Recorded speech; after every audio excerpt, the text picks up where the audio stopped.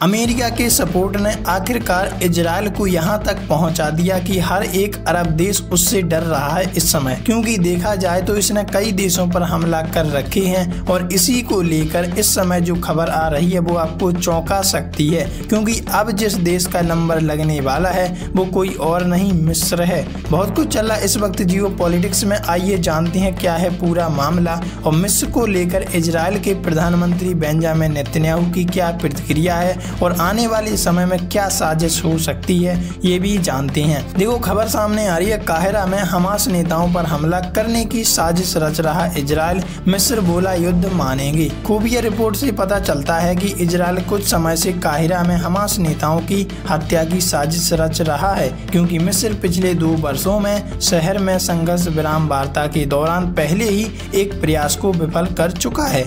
Israel के Qatar पर Hamas नेताओं पर किए गए हमले के बाद से मिडिल ईस्ट में तनाव और बढ़ गया। मतलब देखा जाए तो अरब देश काफी खफा हो गए हैं इजराइल से और इजराइल के प्रधानमंत्री से, क्योंकि इजराइल के ऊपर किसका हाथ है? अमेरिका का। और अमेरिका ये बिल्कुल परवाह नहीं करता कि किसी देश में क्या हो रहा है, हमें तो बस प्रॉफिट चाहिए। क्योंकि देखा जाए तो इजराइल को सपोर्ट देकर ही ट्रंप कई जगह पर कब्जा करने की बात कर चुके हैं। अब मिस्र ने दावा किया कि इजराइल हमास नेताओं को काहिरा में निशाना बनाने की साजिश रच रहा है। मिस्र के वरिष्ठ अधिकारियों ने मिडिल ईस्ट आई को बताया कि अगर यह हमला होता है तो इसका बलपूर्वक जवाब दिया और हम सब मिलकर इसका जवाब देंगे, चाहे उसके सपोर्ट में अमेरिका ही क्यों ना खड़ा हो। मिस्र के एक उच्च स्तरीय सुरक्षा सूत्र ने बताया कि खुफिया रिपोर्टों से पता चलता है कि इजराइल कुछ समय से काहिरा में हमास नेताओं की हत्या की साजिश रच रहा है, जो काफी निंदनीय है और विश्व शांति के लिए बहुत ही इम्पैक्ट डाल सकती है।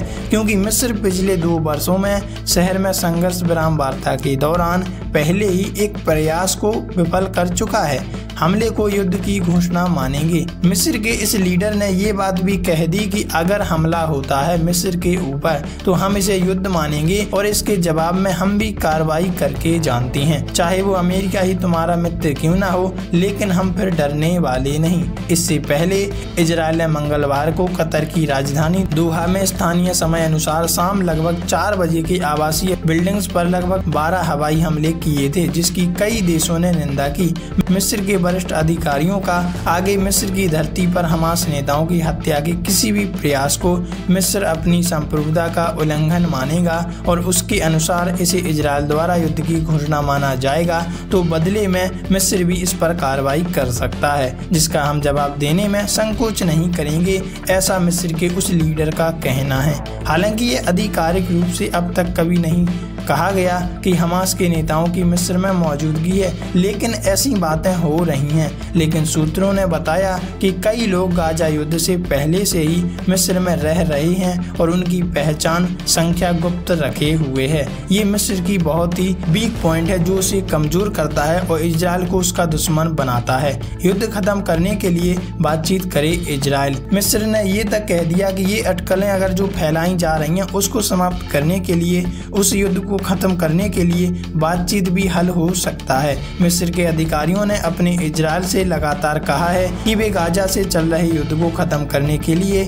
बातचीत करें, इसे अंतहीन युद्धों और बढ़ते तनाव में अब और ना घसीटा जाए। हाल ही में सामने आया था कि फिलिस्तीनियों को अपने यहाँ से प्रवेश करने से रोकने के लिए मिस्र ने सख्ती कर दी और बॉर्डर पर लगभग 40,000 जवानों को तैनात किया।